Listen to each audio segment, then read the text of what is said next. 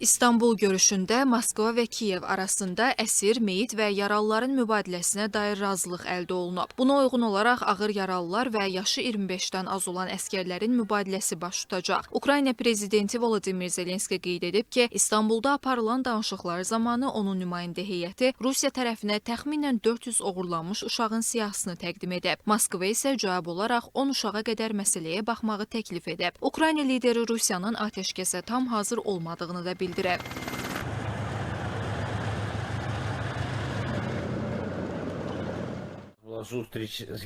Onlar dedilər ki, döyüş meydanından meyitləri toplamaq üçün 2-3 günlük atəşkəsə hazırdılar. Məncə bu tamamilə axmaqlıqdır, çünki atəşkəsin əsas məqsədi insanları ölməkdən qorumaqdır. Bu da onların düşüncə tərzini göstərir. Onlar üçün atəşkəs sadəcə müharibəyə qısa bir fasilədir. Ona görə də mən Amerikalı tərəfdaşlarımızın güclü sanksiyalar paketi tətbiq etmələrini və Ruslara ciddi təzyiqlər göstərərək onları atəşkəsə məcbur etmələrini istəyirəm. Onlar başqa cür başa düşməyəcəklər.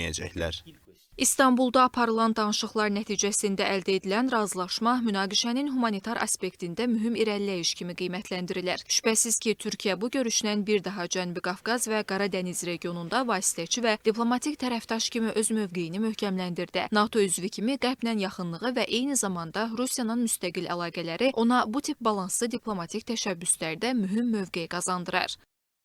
Hərbi və siyasi sahələrdə danışıqların dalana dirəndiyi bir dövrdə humanitar razılaşmalar gələcəkdə daha geniş formatlı dialoqların başlanğıc nöqtəsi ola bilər. Əsir və cəsəd mübadiləsi tərəflərin insan mərkəzli məsələlərdə hələ də ortaq məxrəcə gələ bildiklərini göstərir. Rusiya bu razılaşmanı konstruktiv diplomatiya nümunəsi kimi təqdim etməyə çalışır. Kreml beynəlxalq tənqidlərlə üzləşdiyi bir dönəmdə bu kimi humanitar addımlarla imicini yumuşaltmağa çalışır.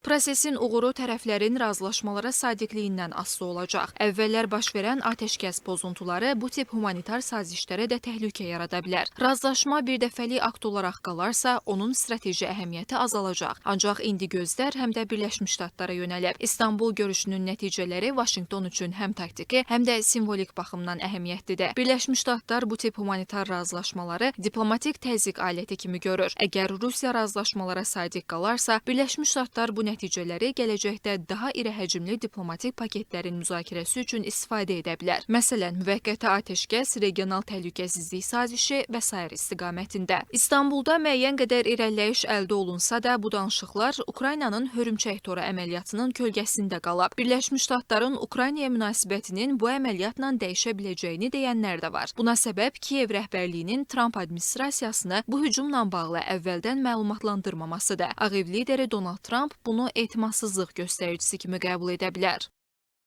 Ukraynanın müharibəni daha da dərinləşdirən və Rusiya ərazisinə zərbə endirən belə bir əməliyyatı Trumpın düşündüyü sürətli sülh planını çətinləşdirir. Trump tərəfi bu hücumu sülh təşəbbüslərinə zidd və proaktiv addım kimi şərh edə bilər. Bu, onun Rusiya ilə əlaqələri bərpa etmək və Putini danışıqlara cəlb etmək planını zəiflədə bilər.